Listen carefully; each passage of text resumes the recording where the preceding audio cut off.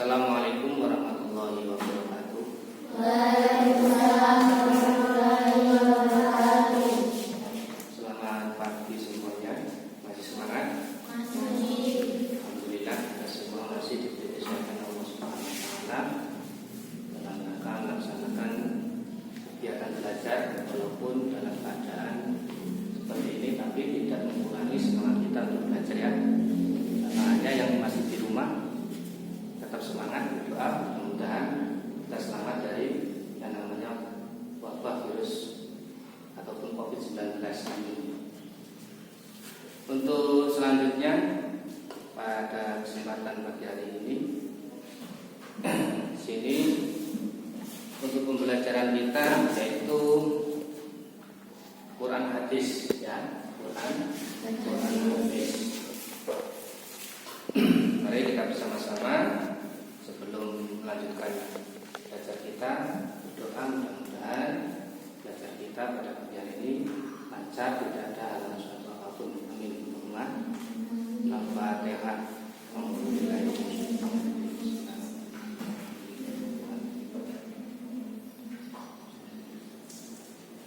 Bismillahirrahmanirrahim. Ya. Ilmu tajwid.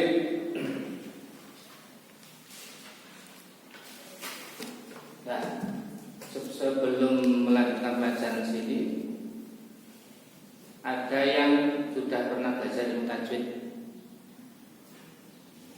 Ada? Belum pernah belajar ilmu tajwid? Belum. Mungkin ada yang sudah belajar ya. Ya, ilmu tajwid. Di sini ilmu tajwid itu kaitannya dengan Al-Quran, itu aja ya. Ilmu tajwid itu kaitannya dengan Al-Quran. Kenapa? Apa pentingnya dan untuk apa? Itu aja ya. Ilmu tajwid itu sangat penting. Dan ilmu tajwid itu tidak bisa dipelajari kalau tidak melalui seorang guru. Tidak bisa belajar dengan sendiri. Itu bedanya.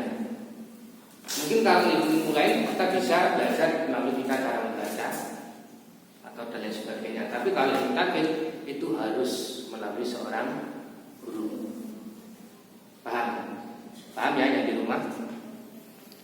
Nah, mungkin sebagian anak-anak yang di pondok mungkin sudah mulai belajar ilmu tajwid atau belum, ataupun yang di rumah mungkin sudah mulai belajar ilmu tajwid. Saya mohon, kalaupun di rumah sudah mulai belajar ilmu tajwid, tolong diperhatikan ya betul, jangan sampai salah.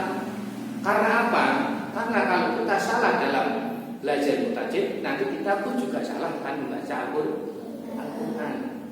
Al-Quran itu membacanya aja sudah ibadah. Membacanya Al-Quran itu sudah beribadah, apalagi membacanya dengan cara yang benar. Ada panjang pendeknya, ada jelas ataupun samar dan sebagainya. Nah, itu nanti akan kita bahas mungkin sedikit demi sedikit. Kalau yang belum pernah belajar tajwid, mungkin ya sedikit lah nanti kita akan pelajari. Paham ya? Apa tujuannya? Agar supaya nanti kita membaca Al-Quran biar benar dan tepat, nggak salah, insya Allah. Kalau kita belajarnya benar-benar itu aja. Paham ya? Dalam membaca Al-Quran kita harus hati-hati dan teliti dengan memperhatikan makhorijul huruf. Tahu makhorijul huruf? Tahu makhorijul huruf? Makhorijul huruf itu tempat keluarnya apa?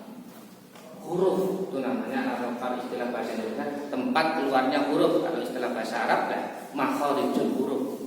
Huruf hijaiyah itu ada berapa? 28. Dan itu terkumpul di dalam sini, dalam mulut kita. Nah, itulah perbedaan belajar ilmu Al-Quran. Harus melalui seorang guru. Kalau tanpa seorang guru tidak akan bisa. Misalnya, contoh alif itu makhluknya di mana? Itu kan kalau di Al-Quran ada gambar itu ya. Itu kalau kita melihat cuma dari segi gambar itu tidak akan bisa. Makanya kita harus hati-hati dan teliti ya dalam membaca Al-Quran. memperhatikan makharijul hurufnya. Tidak asal membaca, akan tetapi harus berdasarkan tajwid sehingga kebenaran bacaan dapat terjaga. Bisa dipahami ya? Harus melalui ilmu tajwid. Tidak boleh Al-Quran itu sukun membaca. Misalnya mana yang seharusnya dibaca panjang, kita saya sampaikan, dan mana yang harus dibaca pendek. Juga makharijul hurufnya. Bila terjadi kesalahan dalam membaca akan bisa mempengaruhi dan merubah arti kalimat yang dibacanya itu. Kalau kita yang seharusnya dibaca panjang, kok disuruh dibaca pendek, hurufnya kok tidak sesuai. Contoh, ha kok dibaca ha kok dibaca ha, itu nanti akan bisa merubah arti. Ya, paham kan? Itu bisa merubah arti. Contoh di sini dalam Al-Quran alimun pakai hamzah dengan alimun, ya.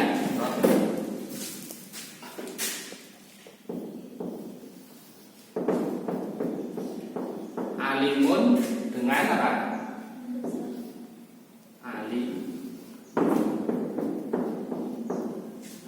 Kalau kita lihat dari segi hurufnya ataupun tata letak harokatnya, sama enggak? Sama ya. Yang pertama di fathah, di kasrah, mati, tanwin atau makan tanwin. Ini pun sama di fathah, kasrah, mati, makan tanwin. Mana yang membedakan? Mana yang membedakan? Ini bukan alif tapi ham. Jangan salah ya, bukan alif. Alif itu juga bisa diharokati. Ini hamzah. Ini yang membedakan. Beda satu huruf saja, ini artinya sudah jauh. Jauh. Alimun artinya apa? Pedih, sakit. Itu alimun. Nih, ini artinya sakit ataupun bisa juga pedih. Ini arti dari lafaz ali. Tapi kalau ngalimun itu udah beda lagi. Ya. Maknanya apa? Tahu. Bukan tahu ya, tahu. Mengetahui. Beda apa enggak? Satu sakit dan satu tahu. Tuh. Aku maha mengetahui. Ini beda aja, cuma selisih dari segi hurufnya, cara bacanya. Maka kalau istilah bahasa Arab diartikan bahasa Indonesia kok digandingkan dengan bahasa Arab itu biasanya sangat jauh. Contoh, para ahli ulama itu ahli ulama. Padahal kalau kita menurut bahasa Arabnya bukan alim ulama tapi alim ulama. Kalau alim ulama itu pada para alim ulama itu mana? Orang-orang yang sakit. Itu artinya jauh sangat. Itu kalau diartikan ke bahasa Arab. Alim kalau bahasa Arabnya itu alim, Indonesia yang diartikan itu maknanya sakit ataupun pedih, sakit. Tapi kalau alim orangnya tahu, kalau Allah ya maha mengetahui. Bisa dipahami? Inilah yang kita harus pelajari. Gunanya apa? Ilmu tajwid seperti ini. Mana yang kita harus baca, hurufnya apa, itu kita harus teliti. Karena sedikit kita salah membaca, jauh sekali artinya. Contohnya seperti ini, alimun dan alimun. Beda apa? Nggak cuma di depan itu huruf di depannya. Segi harokatnya sama, tata mati dan hidupnya pun sama. Harokat mati hidup sama. Cuma beda di depan. Itu pun sudah merubah arti dan sangat jauh, sangat jauh. Dan Al-Quran jangan sekali-kali kita merubah Al-Quran. Merubah Al-Quran hukumnya haram. alias dosa. Tidak boleh. Itulah pentingnya ilmu tajwid. Paham? Saya dan di rumah mungkin harus teliti dan harus bisa dipahami. Makanya kalau mengaji di rumah di tempat siapapun itu harus teliti, terutama makharijul huruf ataupun ilmu tajwid yang lainnya. Contoh yang lain, kata-kata khalaqa dibaca pendek, semua artinya menciptakan, dan bila khoknya dibaca panjang bisa atau artinya bergaul. Tuh, ini contoh lagi. Ini panjang pendeknya.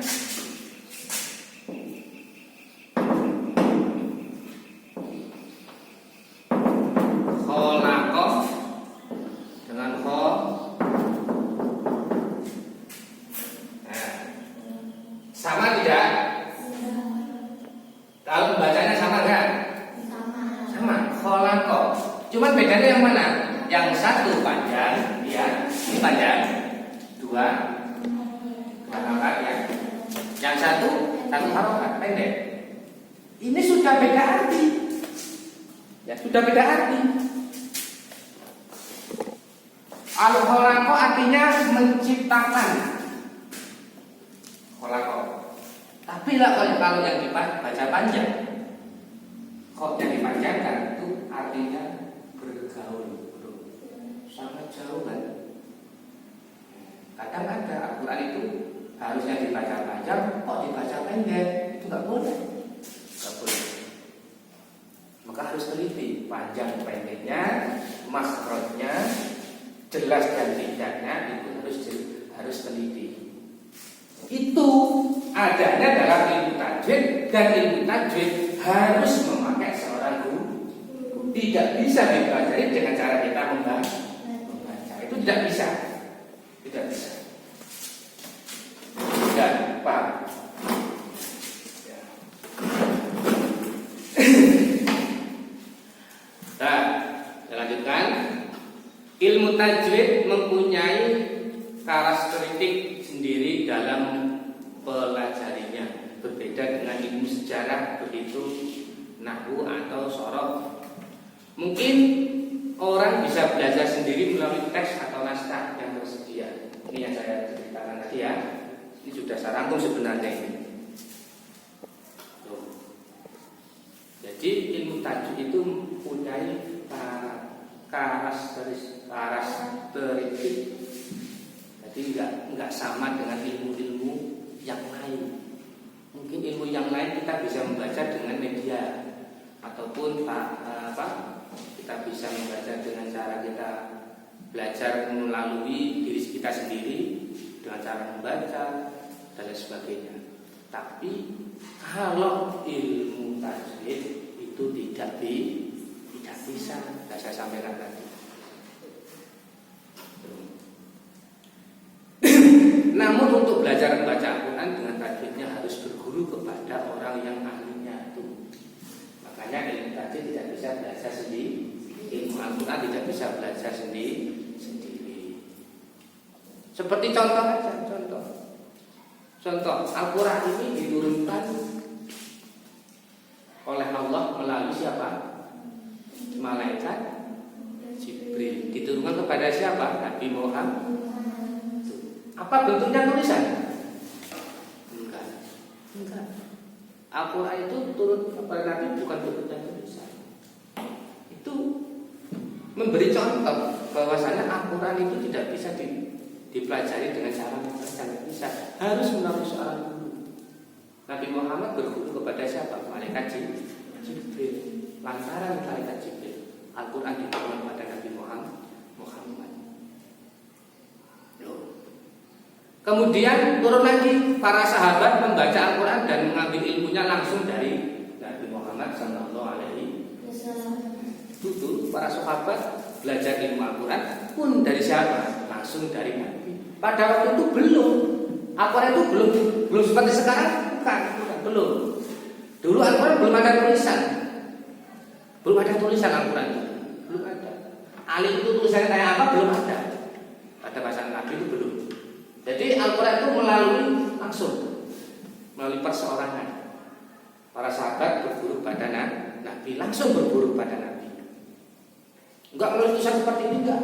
Kalau sekarang ada alhamdulillahirabbil alamin sampai yang terakhir apa? Falaq bin Nas itu ya, qul a'udzu birabbil. Itu Al-Quran sekarang sudah dibukukan. Dulu belum.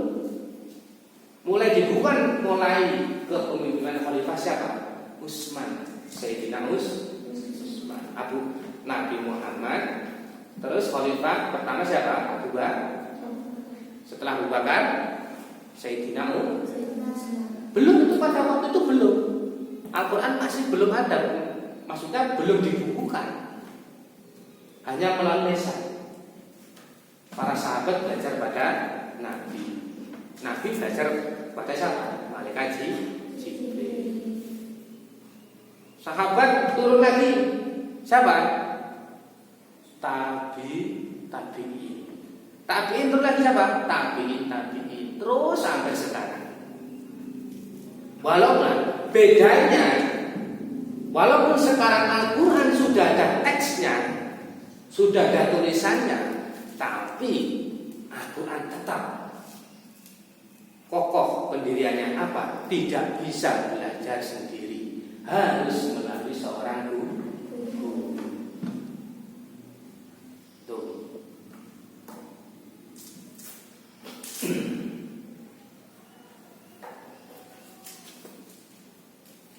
Ya, bisa dipaham?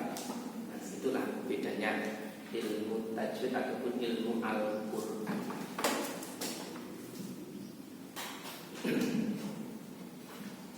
Sebelum saya lanjutkan, mungkin ada yang mau tanya. Ada nggak? Nggak ada? Mungkin? Ayo. Nggak ada? Nah, saja ya. Nah, sekarang kita lanjut untuk materi selanjutnya. Mungkin bisa dimengerti ya istilah tajwid tadi ya. Intinya kita tidak bisa belajar tajwid tanpa seorang guru. Harus melalui seorang guru belajar. Di sini qol-qolah. Sudah pernah mendengar qol-qolah? Sudah. Mungkin yang di rumah juga ada yang sudah belajar ilmu tajwid. Istilahnya di sini qol-qolah. Pengertian qol-qolah. Dari sisi bahasa kata qol-qolah artinya pantulan atau goncangan, itu qol-qolah. Gerak atau getaran. Sedangkan berdasarkan ilmu tajwid, qol-qolah adalah membaca huruf-huruf tertentu dengan gerakan suara yang memantul dari makhrajnya. Tuh. Secara tajwid ya, membaca huruf-huruf tertentu dengan gerakan suara yang memantul. Suaranya mantul dari makhrajnya. Itu definisi dari qol-qolah. Huruf-huruf itu berharokat sukun, fathah, kasrah, dan dhammah. Yang dibaca sukun disebabkan berhenti.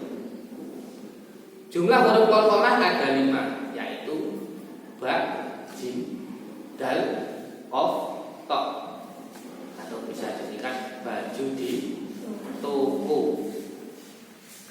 Ba, jim, dal, qaf, ta. Itu istilah qol-qolah. Jadi huruf qol-qolah itu membacanya bergetar ataupun mantul. Tapi hurufnya nggak semua huruf ya. Hurufnya aja cuma ada 5. Ketika nanti membaca huruf itu, terutama dalam tingkat waqaf ataupun berhenti. Ada yang di fathah, ada yang di kasrah, ada yang di sukun, ada yang di dhammah. Nanti membacanya mantul. atau bergetar. Di sini ada tulisan. Kalau kita ingat, yang paling enak kita ingat itu surat Ikhlas itu ya. Qul huwallahu ahad. Tuh. Jadi nggak boleh qul huwallahu ahad, nggak boleh. Di situ kan huruf qalqalah ada 5. Ba, ini ya. Huruf qalqalah. Ba, jim, dal, ro, to. Ba, jim, dal, ro, to. Betul.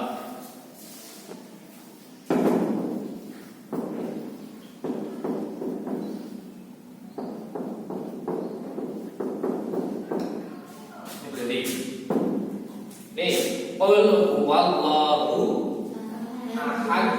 Enggak boleh bacanya qul huwallahu ahad. Enggak boleh. Huruf qalqalahnya di sini apa? Dal. Ya, di sini huruf dal yang terakhir dibaca dhamma tanwin. Tuh. Cuman berhubung di sini waqaf. Waqaf apa? Berhenti. Maka huruf dal ini nanti dibaca mantul. Qul huwallahu ahad. Tak bisa paham? Ya. Setiap ada huruf 5 ini, kalau di situ berharokat sukun, tahu sukun ya? Berharokat mati harus dibaca mantul. Atau saya simpulkan. Paham? Dan nomor 2, ataupun berharokat selain sukun, berarti harokat apa? Fathah, dhamma, kasra. Itu nanti juga dibaca mantul, tapi dengan satu syarat, ketika berhenti. Paham? Paham? Ya, bisa dipaham kan? Saya simpulkan aja ya. Ini lagi. Huruf qalqalah jumlahnya ada 5. Ya. Huruf qalqalah ini jumlahnya ada 5. Huruf 5 ini pertama, kalau hurufnya dibaca atau berharokat mati ataupun sukun, nanti harus dibaca mantul. Atau entah berhenti, entah tidak, entah apa, entah tidak. Pokoknya kalau ada huruf qalqalah kok disukun harus dibaca mantul. Paham? Ya, paham tuh. Terus yang kedua, kalau selain sukun, mungkin berharokat fathah, berharokat kasra ataupun dhamma, itu pun juga harus dibaca mantul. Tapi ketika apa? Ketika berhenti. Paham? Paham belum? Mungkin yang di rumah. Ulangi lagi, sekali lagi. Huruf qalqalah yang jumlahnya ada 5, yaitu ba, jim, dal, qaf, ta.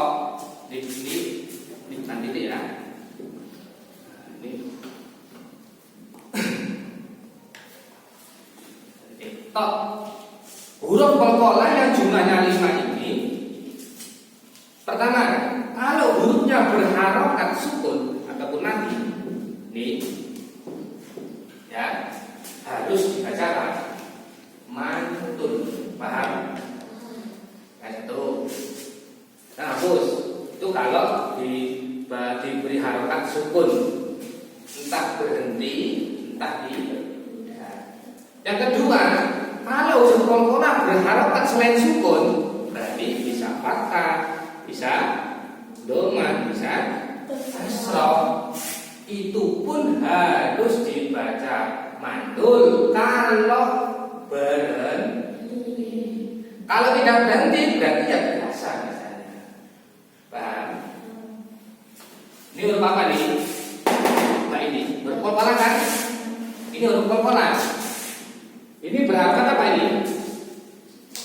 Kasroh, ya. Dibaca mantul enggak? Enggak dibaca mantul. Kenapa? Karena ini tidak berhenti. Tabbat yada abi lahabi wa tab. Berhenti apa? Langsung itu? Berhenti.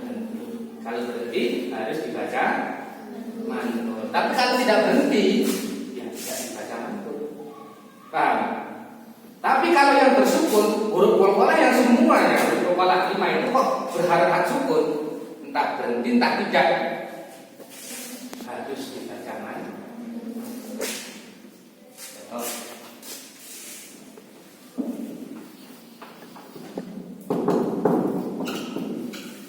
Yang ja'alu jim. Jim ini huruf apa?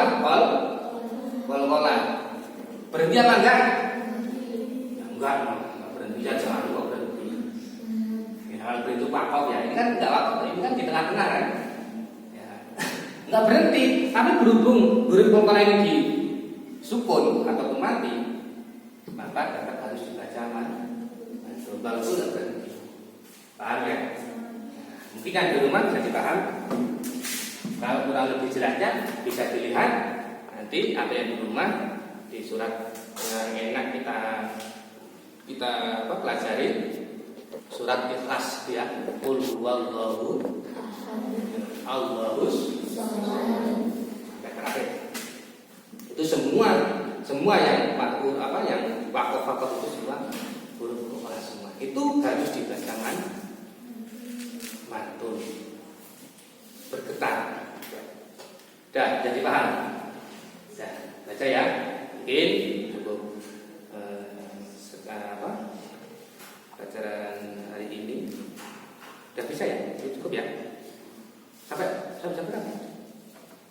Udah. Jadi kemudian kalau ada yang belum paham, ada yang tanya di sini.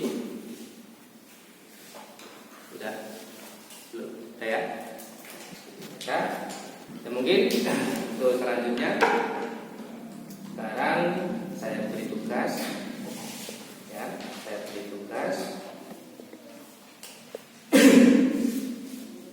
untuk mungkin yang di rumah coba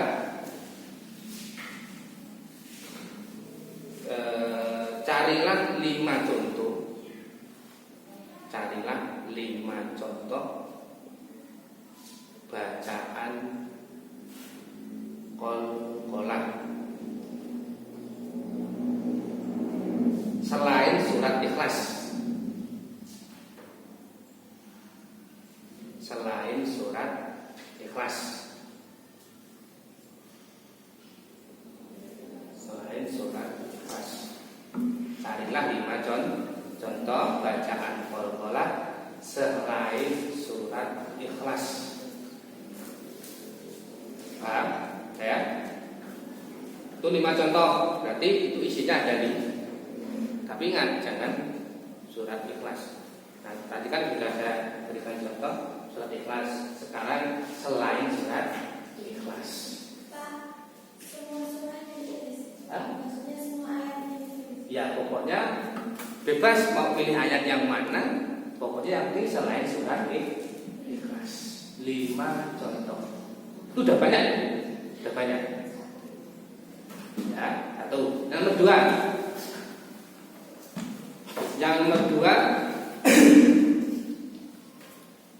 tadi belum selesai.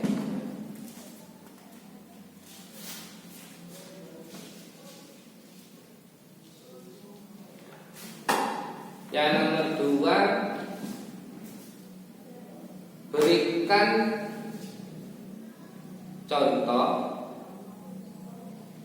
berikan contoh 5 saja qalqalah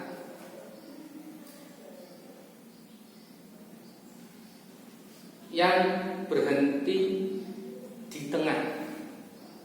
Yang berhenti di tengah. 5 saja bacaan qalqalah yang berhenti di tengah.